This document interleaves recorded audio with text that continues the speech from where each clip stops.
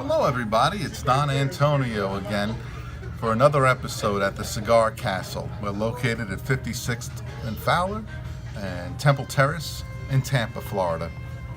And today, my cameraman, Mike the Mad Dog List, came to me and said, "Hey, Don Antonio, you sold me this lighter, it don't work no more. We're gonna have a problem, me and you." And I said, "Hey, calm down, Mad Dog, you're foaming at the mouth. I could fix your lighter for you." So the Mad Dog came to me and his lighter just simply wasn't lighting, but I noticed the element was making spark.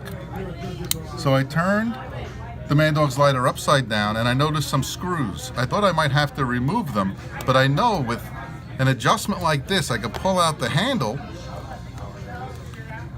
and I could pull this handle up. Now, this white background should be able to reveal to you at home this stopper. That stopper keeps me from turning up the lighter too high or too low.